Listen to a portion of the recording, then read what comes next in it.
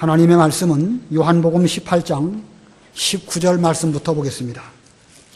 요한복음 18장 19절 마지막 절까지 봉독합니다.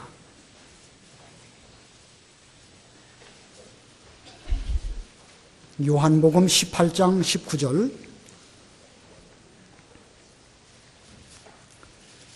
대제사장이 예수께 그분의 제자들과 그분의 가르침에 대하여 물으니 예수께서 그에게 대답하셨다. 내가 세상에 명백히 말하였다. 나는 언제나 모든 유대인들이 모이는 회당과 성전에서 가르쳤고 아무것도 은밀하게 말하지 않았는데 너는 어찌 내게 묻느냐? 내가 그들에게 무엇을 말하였는지 들은 자들에게 물어보라. 그들은 내가 한 말을 알고 있다. 예수께서 이렇게 말씀하시자 곁에 서 있던 하인들 중 하나가 예수님을 때리며 말하기를 내가 대제사장에게 이렇게 대답하느냐 하니 예수께서 그에게 대답하셨다. 내가 잘못 말하였다면 그 잘못에 대하여 증언하여라. 그러나 옳다면 어찌하여 내가 나를 때리느냐? 그러자 안나스는 예수님을 묶은 채 대제사장 가야바에게 보냈다. 시몬 베드로가 서서 불을 쬐고 있었는데 사람들이 그에게 말하기를 너도 그의 제자들 중 하나가 아니냐 하니 그가 부인하여 말하였다. 나는 아니다. 대제사장의 종들 중 하나로서 베드로에게 귀를 잘린 자의 친척인 자가 말하기를 내가 그와 함께 있는 것을 내가 동산에서 보지 않았느냐 하니 베드로가 다시 부인할 때 곧 달기 울었다.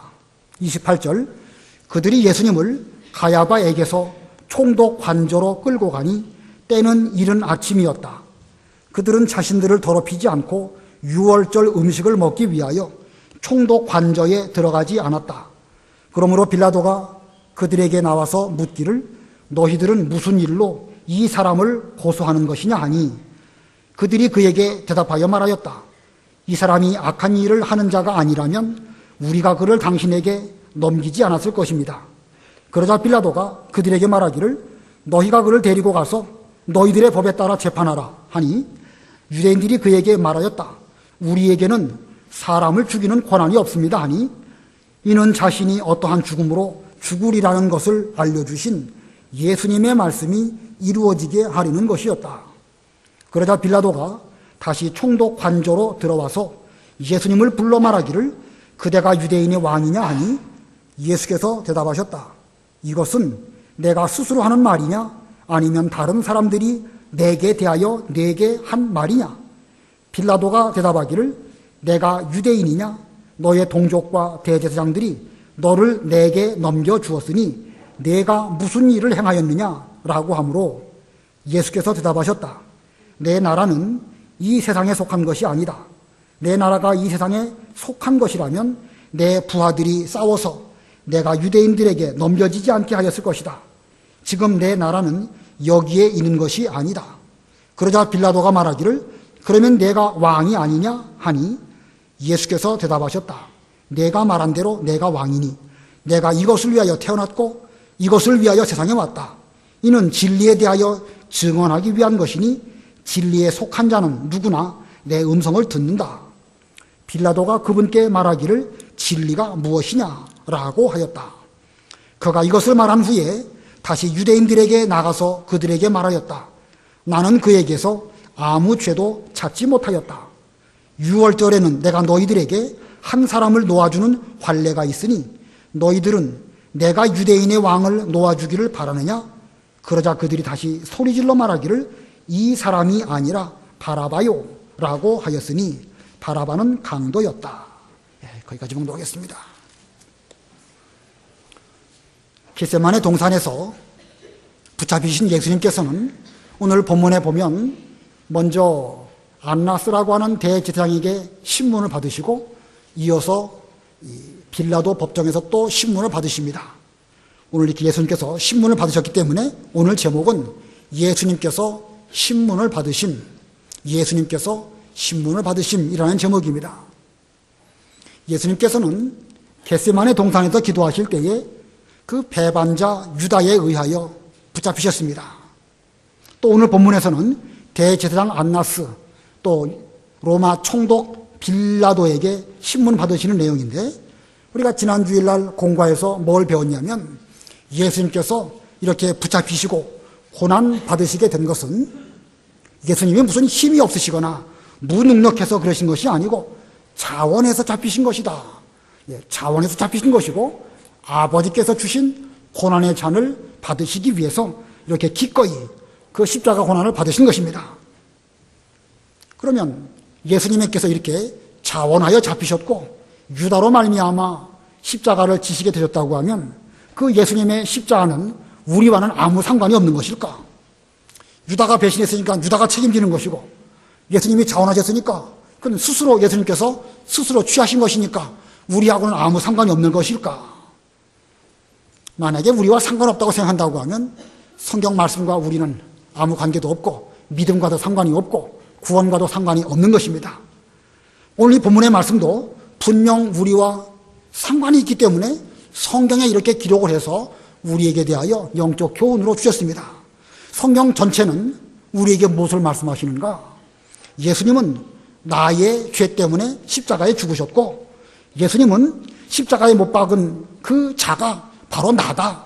예수님을 십자가에 못 박은 자가 뭐 빌라도나 군병이나 혹은 대제사장이나 그런 사람들이 아니고 바로 나라는 사실을 성경은 우리에게 큰 소리로 말씀하고 있는 것입니다. 특히 오늘 본문을 보면 예수님께서 당시에 유대 사회 속에서 대제사장에게 신문 받으시고 또 그 당대의 총독인 빌라도에게 신문을 받으셨음을 말씀하고 있습니다. 우리는 이 본문을 통해서 나 자신의 죄뿐만 아니라 우리들의 죄, 이 사회의 죄, 인류의 죄, 이것 때문에 이와 같은 십자가 고난을 당하셨다는 사실을 기억해야 됩니다. 내 개인의 죄는 무엇이겠습니까? 양심 안 쓰고 거짓말하고 개인이 은밀하게 여러 가지 짓는 죄들, 그 모든 죄들이 예수님을 십자가에 못 박은 것이고 또 우리들의 죄, 사회적으로나 또 신앙생활을 하고 있는 가운데 있는데 우리가 여러 가지 어우러져서 어떤 일들을 도모하는 가운데에서 단체적으로 사회적으로든지 혹은 교회 내에서든지 여러 가지 그 잘못된 것들을 저지르고 있는데 그런 우리들의 죄로 말미암아 예수님께서 십자가에 죽으셨다. 이걸 우리가 생각해야 됩니다. 우리는 예수님의 십자가 지신 모습을 생각해 볼 때에 그 이사야 53장을 생각해 보면서 털 깎는 자 앞에 잠잠하셨다. 우리는 늘 먼저 이걸 생각합니다. 그래서 주님께서는 자원하심으로 묵묵하게 그 모든 고난을 다 당하셨다. 그러나 그렇게만 생각한다고 하면 우리 주님께서는 단순히 하나님의 그 어떤 뜻을 이루시기 위해서 피동적으로 그냥 무기력하게 그저 때리면 맞고 그저 십자가에 못 박으면 못 박는 쪽으로 이런 식으로 그 고난 당하신 것으로 해석할 수가 있는데 그건 아닙니다. 우리 주님께서는 오늘 본문을 잘 보시면 이 고난 중에도 당시의 대제사장 안나스 또는 빌라도에게 어떤 요긴한 꼭 필요한 말씀들을 하신 것을 발견하게 됩니다.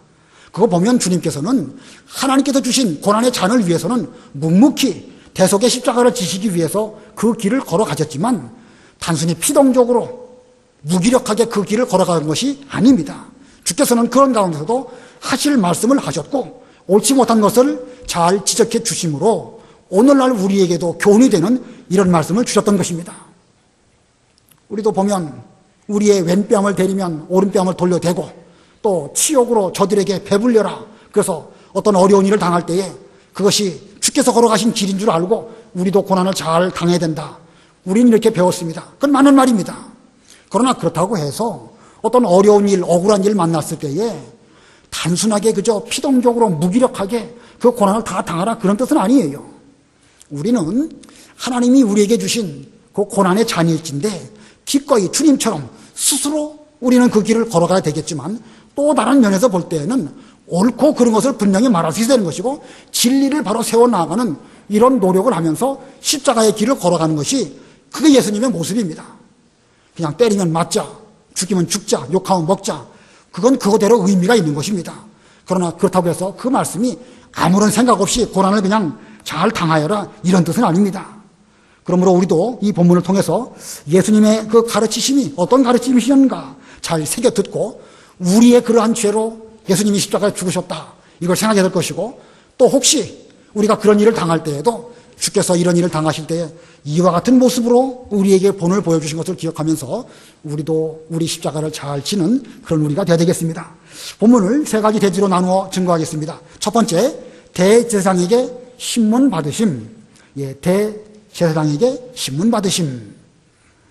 이 당시의 대제사장, 가야바도 당시의 대제사장이고 그의 장인인 안나스도 당시의 대제사장입니다.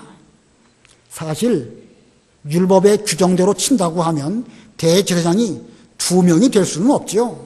당대의 대제사장은 1명이라야 되는 것이고 그 사람이 죽으면 또 그 다음 세대가 대제사장이 되는 것인데 인간 사회가 복잡하다 보니까 여러 가지 변수들이 많이 있어서 이 권력 욕에 눈이 어두운 그 당대의 사람들은 장인이 살아있음에도 불구하고 그 사위가 또 대제사장이 되고 이런 가운데 있었습니다. 자, 예수님께서는 안나스, 가야바 그 둘에게 신문을 받으셨는데 요한복음에는 안나스에게만 고난받으신 것을 기록하고 있습니다. 자, 그러나 안나스나 가야바나 당시의 바리새인들은 모두 한 통속이고 부패한 종교의 모습이 어떠한가를 우리들에게 보여주고 있습니다. 이와 같은 모습들은 오늘날 우리와 상관이 없다고 생각할 것이 아닙니다. 어느 시대든지 이 타락된 종교는 억울한 사람을 십자가에 못 박을 뿐만 아니라 심지어 예수님까지도 얼마든지 십자가에 못 박을 수 있다는 사실을 성경이 우리에게 보여주는 것입니다. 그러니까 우리도 이런 일을 잘 분별해야 되겠고 우리는 그런 타락된 길 걸어가지 않도록 깨어 있어야 될 것이고 그런 일을 만날 때에 주께서 그런 일을 당하신 것처럼 우리도 잘 각오하는 우리가 되어야 됩니다. 자, 안나스의 죄가 무엇인가? 본문 19절 읽어보세요. 19절 대제사장이 예수께 그분의 제자들과 그분의 가르침에 대하여 물으니 안나스가 이제 결박당하여 그 앞에 오신 그 예수님에게 제자들과 그분의 가르침에 대해서 물었다. 다시 말하면 제자들에게 무엇을 가르쳤느냐? 뭘 말했기 때문에 너가 이렇게 잡혀왔느냐? 이렇게 하면서 신문을 하였습니다.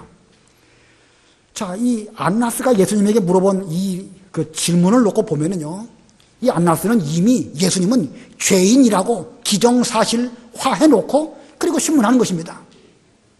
사실 신문이라는 것은요, 그렇게 하면 그 정당한 신문이라고 말할 수가 없죠. 왜 예수님에 대해서 자초지종을 알아보고 이것은 옳고 저것은 옳지 못하다 이렇게 분별하면서 신문해야 되는데 일단 예수님은 잘못했다고 놓고 제자들에게 무엇을 가르쳤기 때문에 내가 잘못했는지 아느냐 하면서 지금 이런 신문을 하고 있는 것입니다. 자, 왜 이렇게 안나스는 예수님을 아직 신문도 채 하기도 전부터 예수님을 정죄해놓고 이렇게 그 신문을 하고 있을까? 여러 가지 원인을 말할 수 있겠지만요, 한 가지만 딱 찍어서 말한다고 하면 자기가 옳다고 생각하는 그 생각에 사로잡히다 보면 다른 사람은 죄인이라고 단정 져놓고 그렇게 하는 것이 바로 인간의 모습입니다. 세상에서 자기만 옳을 수는 없죠. 자기도 분명 옳은 것이 있습니다. 그러나 자기만 옳은 것은 절대 아닙니다. 제3자나 객관적인 관점으로 본다고 하면 그 여러 가지 잘한 것도 있고 잘못한 것도 있을 수 있습니다. 그렇기 때문에 공정한 신문, 공정한 조사가 필요합니다. 그런데 사람이라는 것은 안나스만 그런 것이 아니라 우리 사람이라는 존재는 자기 시각으로 밖에는 볼 수밖에 없는 이런 원죄를 가지고 있습니다. 아담 하와가 선악과를 따먹을 때에 그들이 무슨 말에 유혹되어 가지고 선악과를 따먹었죠? 선악과를 따먹으면 그들의 눈이 하나님처럼 밝아질 것이다. 그게 무슨 뜻입니까? 그들은 본래 피조물입니다. 하나님이 지으신 피조물이기 때문에 자기 눈으로 볼 것이 아니고 자신들, 우리 인간들을 지으신 하나님의 눈으로 모든 것을 볼 때에는 비록 벌거벗었지만 부끄러워하지 않을 수 있는 이런 그 시각을 가질 수 있습니다. 그런데 하나님의 시각으로 보는 것이 아니라 자기 인간의 시각으로 모든 것을 볼 수 있는 그런 눈이 선악과를 따먹으로 말미암아 우리에게 들어온 것입니다. 그래서 범죄 이전에는 하나님의 관점에서 보고 여러 가지를 볼 때에 참 세상 만물이 아름답고 하나님의 솜씨가 잘 드러나 있었는데 범죄한 뒤에 보니까 누구의 눈으로 보는 걸 보는 거예요? 자기 눈으로 보는 거예요. 자기 눈으로. 자기 눈으로 모든 것을 볼 뿐만 아니라 서로 인간관계 속에서 자기 눈으로 상대방을 보니까 자기는 옳고 상대방은 틀렸고 이런 식으로 볼 수밖에 없는 것입니다. 자, 이게 우리 인간에게 있는 원죄이고 이것이야말로 자기 눈으로 모든 것을 보는 것이야말로 최고의 교만이고 가장 위험한 그런 시각이라고 할 수가 있는 것입니다. 이렇게 안나스는 예수님을 범죄한 그런 사람으로 기정사실화해놓고 이렇게 신문을 하였는데, 이와 같은 안나스에게 대해서 예수님께서는 무엇라고 답하셨는가? 예수님의 대답 두 가지입니다. 그 중에 첫 번째, 예수님의 가르침은 공명정대함으로 당당하셨습니다.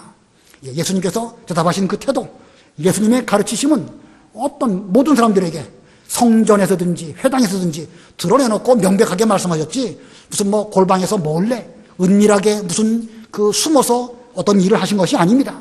그렇기 때문에 안나스에게 답하실 때에도 당당하게 말씀하셨습니다. 본문 20절 21절 읽어보세요. 20절 예수께서 그에게 대답하셨다. 내가 세상에 명백히 말하였다.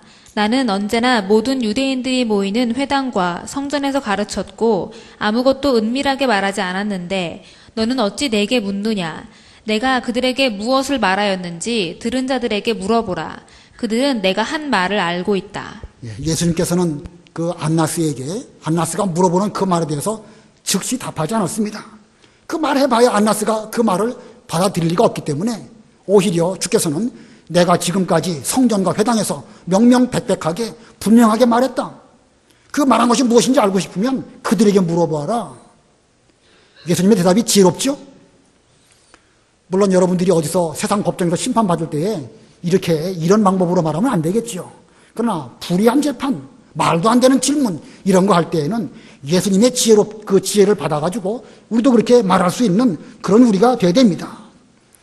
예수님께서 무슨 죄를 지은 것도 없거니와 의심을 살 만한 어떤 행동도 하지 않으셨습니다.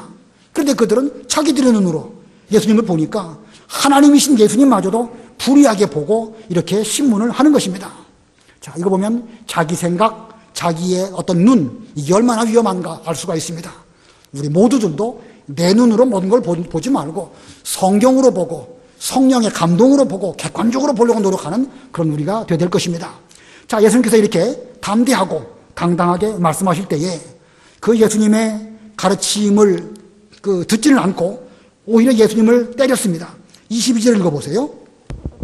22절 예수께서 이렇게 말씀하시자 곁에 서 있던 하인들 중 하나가 예수님을 때리며 말하기를 내가 대제사장에게 이렇게 대답하느냐 하니. 완전 적반하장이지요.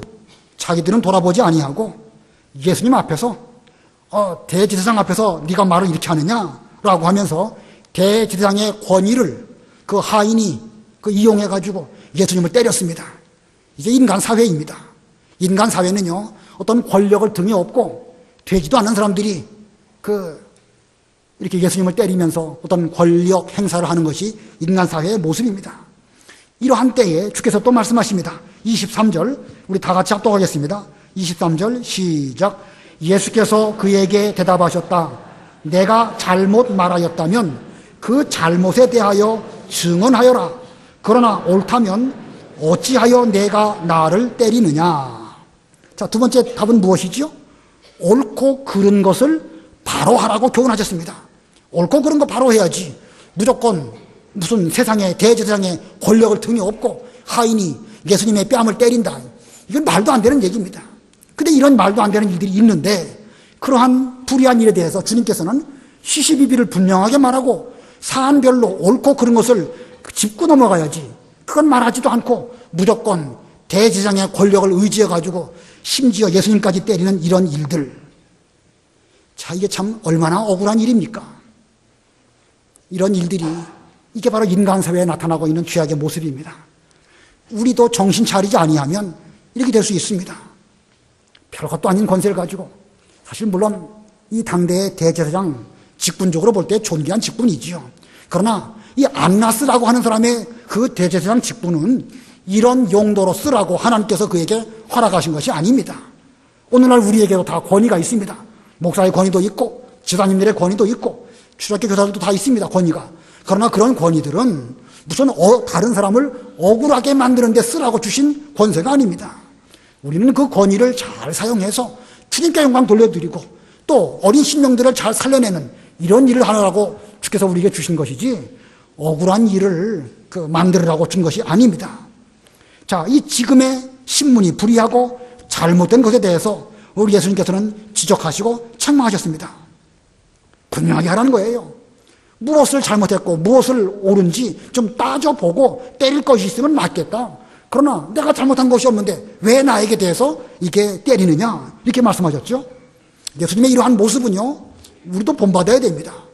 무조건 권세 앞에 굴종하지 말고 옳은 것은 옳다고 목숨 내놓고 말할 수 있다는 것이고, 혹시 내가 잘못한 것이 있다면 그건 뭐 무릎을 꿇고라도 100배 사죄를 해서 올바로 회개하는 것이 이게 올바른 태도인 것입니다.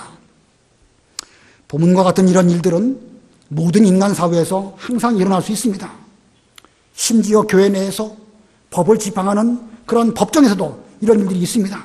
그러나 적어도 우리만큼은 이렇게 되지 않도록 조심해야 됩니다. 어떤 문제가 불거졌다고 하면 이 문제의 앞선은 어떻고 후는 어떻고 잘 살펴봐서 공명정대하게 처리해야 되고 옳고 그런 것을 분명해야 됩니다. 그렇지 않고 자기가 직위가 높고 무슨 뭐 좀 나이가 많고 힘이 있다고 목소리 크다고 함부로 말한다고 하면 그 권력을 휘두름으로 말미암아 예수님처럼 억울하게 이렇게 일을 당하는 일들이 오늘날도 얼마든지 일어날 수 있는 것입니다. 우리도 예수님처럼 공명정대하게 이렇게 하고 모든 것을 다 드러내놓고 부끄럽지 않고 떳떳하게 될 수 있는 이런 삶을 살아야 되겠습니다. 자, 두 번째 대지는 베드로도 신문을 받음. 예수님께서 신문을 받으셨는데 예수님의 제자인 베드로도 신문을 받았습니다. 베드로도 신문을 받음.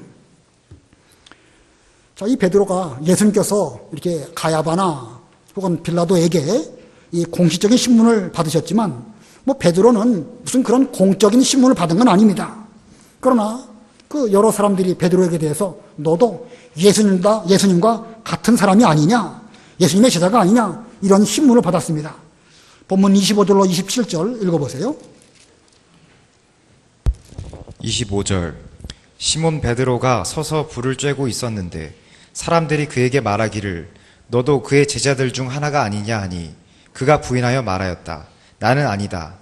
대제사장의 종들 중 하나로서 베드로에게 귀를 잘린 자의 친척인 자가 말을 하기를 내가 그와 함께 있는 것을 내가 동산에서 보지 않았느냐 하니 베드로가 다시 부인할 때 곧 닭이 울었다. 예, 예수님께서는 그 유다가 안내한 그 군병들에게 너희들이 누구를 찾느냐, 나사렛 예수를 찾는다, 나로라 말씀하시니까 그들이 다 뒤로 물러갔다고 그랬습니다. 담대하시고 당당하게 그 말씀하셨는데 베드로에게는 도무지 당당함도 없고 이거 뭐 얼마나 비겁한지 모릅니다. 자, 그가 바로 예수님의 제자가 맞기는 맞는지 감옥에도 죽는 자리까지라도 주님과 함께 가겠습니다, 이렇게 말했던 베드로가 맞는지 의심스러울 정도로 이렇게 말했습니다. 이 베드로는 강한 사람이고 또 자신 있는 그런 사람이죠. 그러나 베드로 역시 십자가 앞에서는 얼마나 무기력하고 한없이 약한 사람이었는가 우리에게 보여주고 있습니다. 베드로가 왜 이렇게 무기력하고 힘없는 사람이 되었을까? 누가복음에 보면 예수님의 참 제자가 되고 예수님을 따르려고 하면 자기를 부인하고 자기 십자가를 지고 그리고 나를 따라오너라, 이렇게 말씀하셨습니다. 자기를 부인하고 자기 십자가를 지고 나를 따라오는 자가 참 내 제자이다, 이렇게 말씀하셨는데 베드로는 지금 자기를 부인하지 못한 거예요. 자기를 부인하지 못하니까 누구를 부인했습니까? 예수님을 부인하게 된 것입니다. 자기를 부인한다는 게 뭡니까? 손 들고 회개하면서 저는 죄인입니다, 천부야 의지 없어서 손 들고 옵니다. 오전에 배운 것처럼 우리 자신의 죄를 돌아볼 때에 우리 인간의 힘으로서는 도무지 이 어려운 일을 감당할 수 없는 캄캄하고 심히 힘든 밤을 만났습니다. 이와 같은 심정으로 그렇게 손을 들고 자기를 부인해야 되는데 베드로는 자기 부인하지 않았습니다. 오히려 장담했습니다. 주님을 위해서라고 하면 감옥에도 가고 죽는 자리에도 가겠습니다 라고 말했기 때문에 그는 결국은 예수님을 부인하는 이런 자리에 가고 말았던 것입니다. 또 누가복음 14장에 보면은요, 예수님의 참제자가 되려면 자기 목숨을 미워해야 한다고 말씀하셨습니다.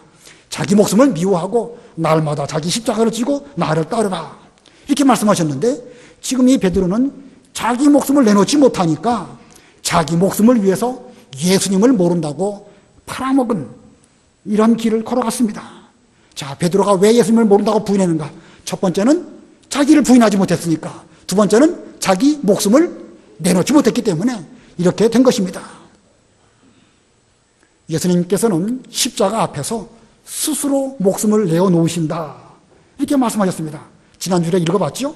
요한복음 10장에 주께서는 선한 목자로서 양들을 위하여 스스로 목숨을 내놓으신다.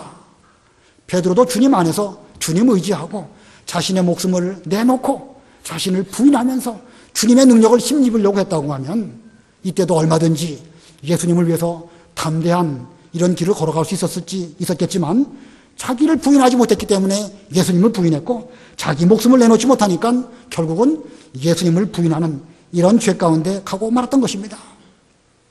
이 베드로의 모습, 바로 우리들의 모습입니다. 예수님은 신문 받으실 때 안나스 앞에서 당당하셨고 빌라도 앞에서 당당하셨는데 바로 우리들은 베드로처럼 모른다고 부인하고 연약해지고 뒤로 물러가고, 그러나 이 이후에 베드로의 모습은 그렇지 않았습니다. 지금까지는 내가 스스로 띠띠고 다녔지만 앞으로는 내가 두 팔을 벌리리니 남이 너에게 띠띠우고 내가 원치 않은 곳으로 데려갈 것이다. 예수님의 그 예언의 말씀이 베드로에게 이루어져서 그는 그 이후에 얼마나 당당하게 주님을 위해서 자기 목숨을 드리는 이런 길을 걸어갔는지 저와 여러분은 이미 잘 알고 있습니다.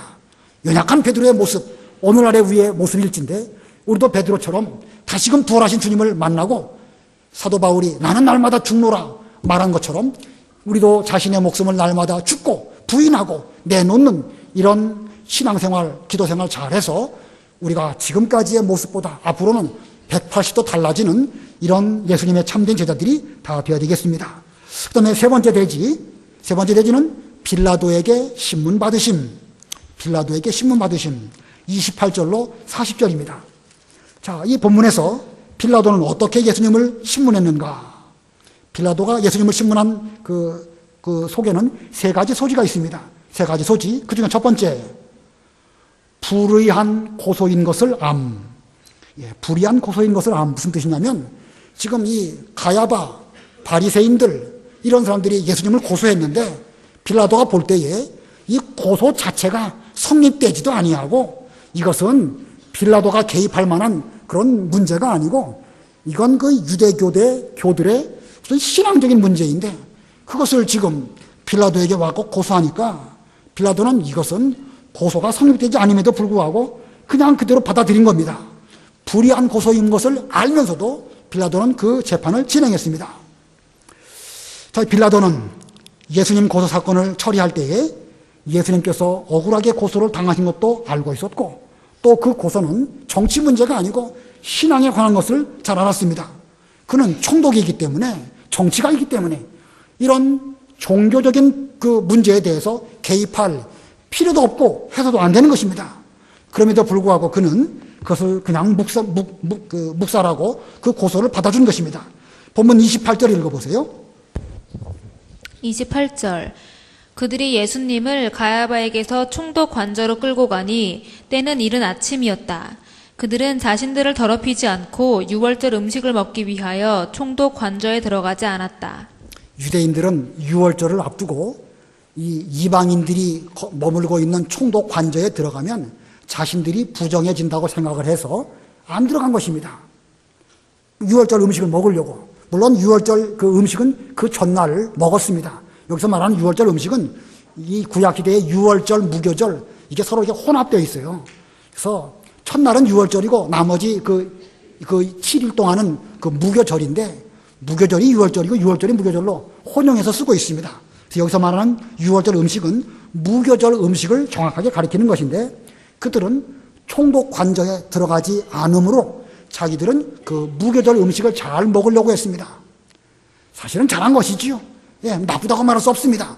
그러나 그런 정도로 철저하게 율법을 지킨다고 하면 억울하게 예수님에 대해서 고소를 하지 않고 그렇게 됐다고 하면 칭찬받을 만하지만 겉으로는 이 행동적으로는 하나님의 아들이신 예수님을 죽이는 무시무시한 죄를 지으면서 자기들은 부정하게 되지 않도록 하려고 총독 관저에 들어가지 않았다. 이게 막타는 삼키면서 하루살이는 걸러내는 바리새인들의 죄와 다를 바가 없습니다. 자, 그들은 이렇게 나름대로는 철저하게 율법을 지켰습니다. 그러나 하나님이신 예수님을 그 이방나라 총독에게 고소한 이런 정말 무서운 죄를 저지르고 말았습니다. 얼마나 위선자입니까? 자기들의 죄는 전혀 못 보면서 감히 예수님을 고소했습니다. 이것이 바로 인간이고 이것이 바로 우리들의 죄입니다. 우리들도 그럴 수 있습니다. 우리들도 타락하게 되고 정신적으로, 신앙적으로 정신 못 차린다고 하면 자기는 잘 믿는 줄 알면서 심지어 우리가 예수 믿는 소자 하나를 실족하게 만들어 놓고서도 자기가 무슨 죄를 저질렀는지도 모르는 이런 가운데 갈 수 있는 것입니다. 자, 그들이 어떻게 또 고소했는가? 29절로 31절까지 읽어보세요. 29절. 그러므로 빌라도가 그들에게 나와서 묻기를 너희들은 무슨 일로 이 사람을 고소하는 것이냐 하니 그들이 그에게 대답하여 말하였다. 이 사람이 악한 일을 하는 자가 아니라면 우리가 그를 당신에게 넘기지 않았을 것입니다. 그러자 빌라도가 그들에게 말하기를 너희가 그를 데리고 가서 너희들의 법에 따라 재판하라 하니 유대인들이 그에게 말하였다. 우리에게는 사람을 죽이는 권한이 없습니다 하니. 예, 다른 성경을 참고해 보면 이들이 예수님을 고소하는 데에는 성전 모독죄, 또 하나님의 아들이라고 말한 죄, 이런 그 죄를 가지고 지금 예수님을 고소하였습니다. 그런 문제는 빌라도에게 말할 것이 아니죠. 뭐 빌라도가 하나님을 압니까? 진리를 압니까? 왜 그 빌라도에게 이런 죄를 이런 문제를 가지고 고소를 합니까? 그러나 이 타락한 종교인들은 아무 것이나 다 재판을 거는 거예요. 그런데 이와 같은 그들의 고소로 말미암아 성경은 우리에게 무엇을 말씀하고 있는가? 이 일들을 통해서 하나님의 말씀이 이루어지게 하시려고 예수님은 그 죽음의 길을 걸어가셨다고 말씀하고 있습니다. 32절 읽어보세요. 32절. 이는 자신이 어떠한 죽음으로 죽으리라는 것을 알려주신 예수님의 말씀이 이루어지게 하려는 것이었다. 예, 저들은 불의한 그 방법으로 예수님을 고소했고 빌라도는 이 비정상적인 그 고소를 그냥 받아주었지만 이러한 가운데에서 주께서 어떠한 죽음으로 죽으리라는 것을 말씀하신 그 말씀이 이루어지게 하시려고 지금 이 길을 걸어가셨다. 자, 예수님의 죽음은 어떠한 죽음입니까? 하나님의 뜻을 이루시려는 대속의 죽음이고 성경 말씀대로 이루어지는 그런 죽음입니다. 그러나 예수님께서 그런 길을 걸어가셨다고 해서 저들의 무슨 죄가 정당화할 수 없는 것입니다. 예수님은 말씀대로 대속의 죽음의 길을 걸어가셨다. 그러면 빌라도도 그 일에 이용당한 것이고 예수님을 고소한 사람들도 어떻게 보면 하나님의 뜻이 이루어지게 했으니까 그들은 선을 행한 것이 아니겠느냐. 성경 원리는 그렇지 않습니다. 하나님의 뜻은 이루어질지라도 그 죄에 대한 책임은 본인들이 지는 것입니다. 자, 이런 중에도 예수님께서는 십자가 죽음의 길을 잘 가셨다. 그 다음에 두 번째 소지, 빌라도가 어떻게 예수님을 신문했는가? 두 번째 소지는요, 예수님의 변호를 무시했습니다. 빌라도에게 대해서 예수님께서 자신에 대한 것을 변호하셨습니다. 그렇음에도 불구하고 빌라도는 예수님 말씀을 끊고 들어주지를 않았습니다. 33절과 34절 읽어보세요. 33절. 그러자 빌라도가 다시 총독 관저로 들어와서 예수님을 불러 말하기를 그대가 유대인의 왕이냐 하니 예수께서 대답하셨다. 이것은 내가 스스로 하는 말이냐 아니면 다른 사람들이 내게 대하여 내게 한 말이냐. 예, 지금 빌라도가 내가 유대인의 왕이냐 하고 예수님에게 물었습니다. 그랬더니 주님께서 지금 내가 나에게 묻는 이 말이 내 스스로 하는 말이냐 아니면 다른 사람들이 너에게 준 말을 내가 이렇게 말하는 것이냐. 예수님께서 그건 몰라서 물으신 거 아니죠? 다 아시면서 이렇게 말씀하신 것입니다. 자, 이것은 빌라도에게 대해서 너의 신문, 너의 지금의 이 심판이 이건 비정상적인 것이고 옳지 못하다는 것을 빌라도에게 일깨워 주시려고 이렇게 하신 것입니다. 사람들의 말을 듣고 그 말에 끌려서 엉터리로 재판하지 말고 공정하게 선은 어떻고 후는 어떻고 무엇이 잘못이고 이걸 따져서 해야 되지 그렇게 꼭두각시처럼 그렇게 재판하면 되겠느냐. 자, 예수님의 이러한 자신에 대한 변호 정당하신 것입니까? 정당하지 않습니까? 예수님이 잘못하셨습니까? 그렇지 않습니다. 예수님께서는 얼마든지 그렇게 말하실 수 있는 것입니다.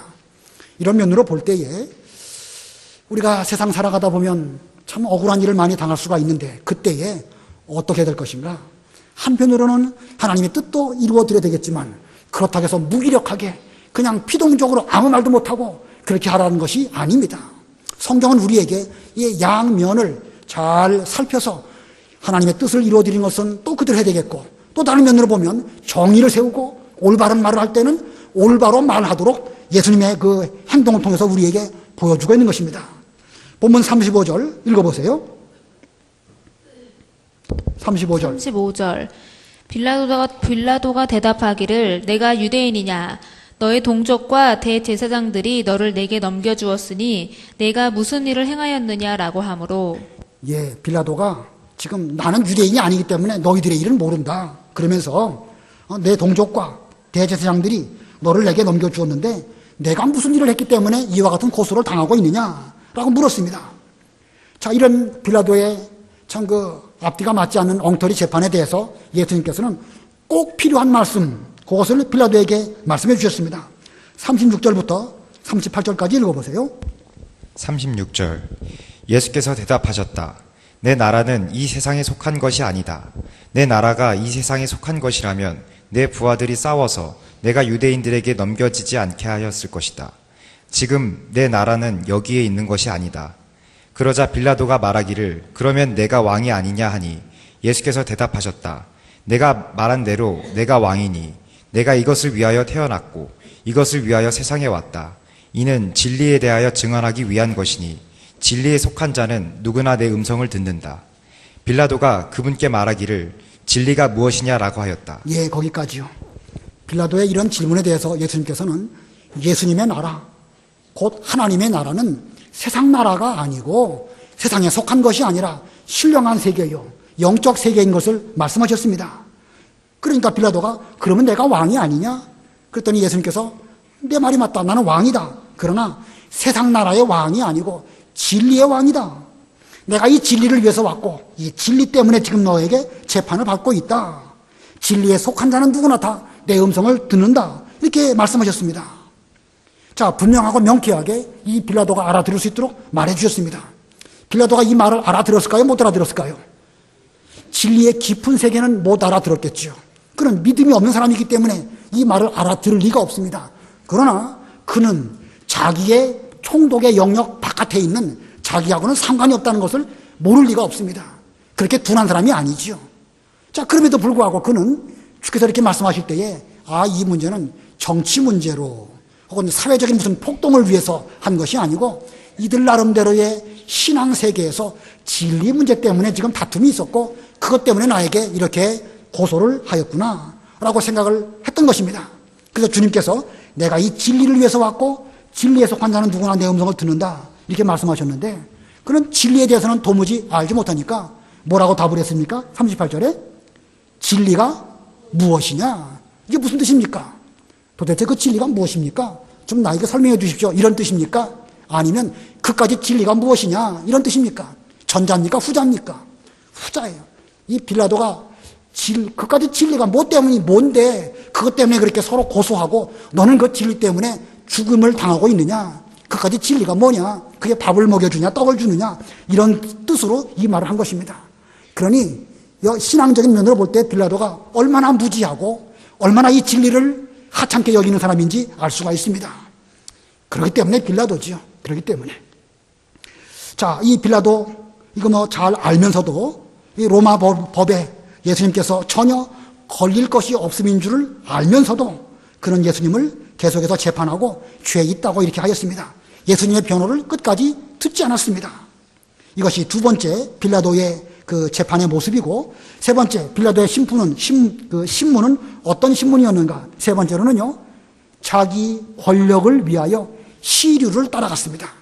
자기 권력을 지키기 위해서는 어떤 그 시대적인 흐름 이걸 따라가는 이런 불의한 사람이었다는 뜻입니다. 죄를 찾지 못했으면 총독으로서 예수님을 석방해야 됩니다. 죄가 없는데 왜 신문하겠습니까? 그러나 그는 자기 어떤 정치적인 목적을 이루기 위해서 예수님을 죄인이라고 취급을 하고 유대인들에게 묻습니다. 유월절을 당하면 그 죄인 하나를 놓아주게 되어져 있는데 내가 바라바를 놓아줄까 나사렛 예수를 놓아줄까 이렇게 물었습니다. 예수님은요 빌라도 입장에서 무슨 죄인으로 취급받을 만한 그런 분이 아니십니다. 그럼에도 불구하고 이 빌라도는 예수님을 의뢰 죄인으로 정해놓고 바라바를 놓아줄까 나사렛 예수를 놓아줄까 이렇게 물었습니다. 이것은 곧 그는 자기 정치적인 목적을 이루기 위해서, 자기 이득을 위해서는 예수님을 죽도록 놓아둔 것이라고 할 수가 있는 것입니다. 아까 38절 읽지 않은 그 부분부터 마지막 절까지 읽어보세요. 39절. 6월절에는 내가 너희들에게 한 사람을 놓아주는 관례가 있으니 너희들은 내가 유대인의 왕을 놓아주기를 바라느냐. 그러자 그들이 다시 소리질러 말하기를 이 사람이 아니라 바라바요라고 하였으니 바라바는 강도였다. 예, 그 38절 하반절에 그가 이것을 말한 후에 다시 유대인들에게 나가서 그들에게 말하였다. 나는 그에게서 아무 죄도 찾지 못하였다. 찾지 못하였으면 이거 의인이다. 총독으로서 이 사람을 보호해야 할 이런 책무가 그에게 있음에도 불구하고 기정사실로 예수님을 죄인으로 취급을 하고 바라바를 놓아줄까 예수님을 놓아줄까 이렇게 말하고 그는 시류에 따라서 흘러가는 대로 어떤 일을 하였습니다. 얼마나 엉터리 같은 재판을 빌라도가 했는지 알 수가 있죠. 이게 사회적으로 그런 것이고 또 이런 모습들이 타락한 종교의 모습인 것을 성경이 우리들에게 보여주고 있습니다. 이와 같은 똑같은 일들이 인간 사회가 존속하는 한 계속해서 일어나고 있습니다. 이러한 때에 우리는 좀 자세히 살펴보지도 않고 자기 눈으로 보기 좋은 대로 선악을 말하는 이런 가운데 빠지지 말고 우리는 앞뒤를 잘 성경 진리대로 살펴보고 올바로 판단할 수 있는 이런 우리들이 돼야 될 것입니다. 또 혹시 우리가 억울한 일을 당할 때에 예수님께서 어떻게 하셨는가? 아버지께서 주신 고난의 잔을 잘 받으시면서 그러면서도 빌라도에게 대해서나 안나스에게 대해서나 분명하게 자신의 뜻을 표명하신 이런 모습을 잘 살펴서 우리도 어떤 상황에 맞게 주님의 길을 잘 따라가는 이런 우리들이 다 되어야 되겠습니다. 기도하겠습니다.